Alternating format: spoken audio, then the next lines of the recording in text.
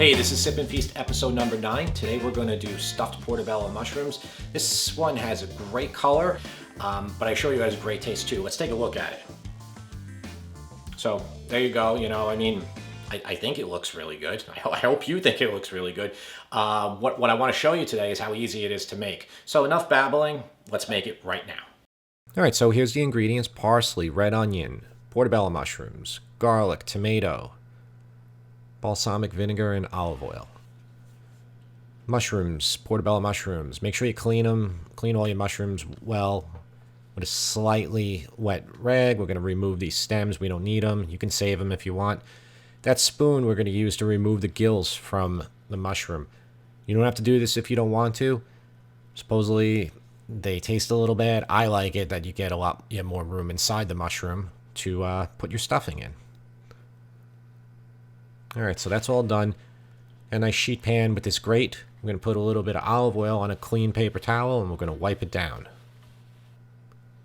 And we're going to line up our portobellos. I'm using 4. You can use 8, 10, 12, whatever you want. Olive oil, salt, pepper. That's it. Exact recipe, description, and process, ingredients, everything is below in the description. Tomato, going to chop in half. I used cherry tomatoes in the original recipe. Couldn't find them, so I'm going to use these beautiful tomatoes. I am using a spoon again to remove seeds this time and most of the juice. Okay, I'm going to discard that. I'm going to cut off the little part of the core there, showing off the bowl. And I'm going to chop these tomatoes in, moderate dice. This doesn't really matter. It's not critical. Put them all in the bowl. Okay, I'm going to open up 1 clove of garlic. I'm going to chop some garlic. And, I was thinking, that's not a good idea. So let's get it really, let's make a paste. So you're going to use coarse kosher salt. Back of your knife. Keep doing this. Look in the mirror while you're doing it. Maybe put a bandana on. You'll be perfect at it in no time. And I'll tell you what, this is a good skill to have, to be able to use the back of the knife like that. Now, you only need a tiny bit of this, like maybe an 1/8 of a clove, 1/4 of a clove. Not much. It's very strong that way. Same thing with the onion here. You can do a fancy cut or you can just do a regular cut.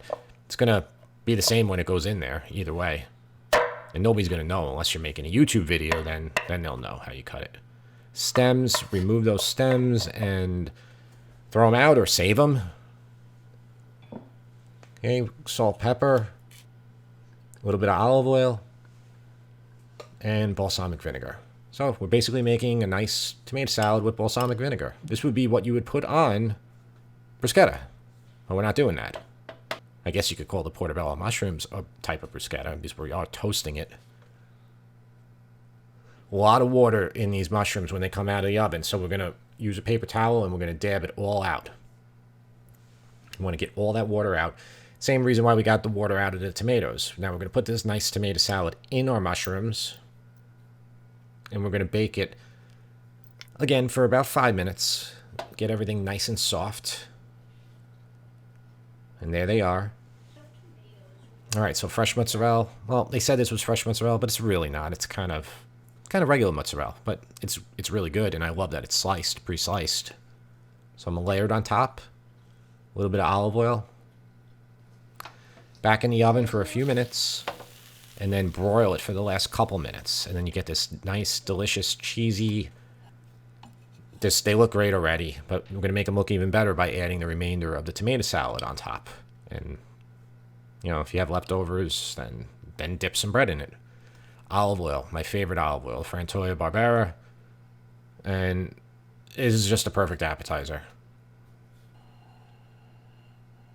So I hope you enjoyed stuffed portobello mushrooms on Sip and Feast episode number 9. My name is Jim, or as my online persona goes by, James.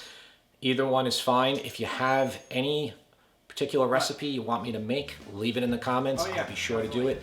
Like, share, and subscribe. I appreciate it. I appreciate your time. I put an episode out every Friday. Can't wait to make the next one. Until next time, see ya.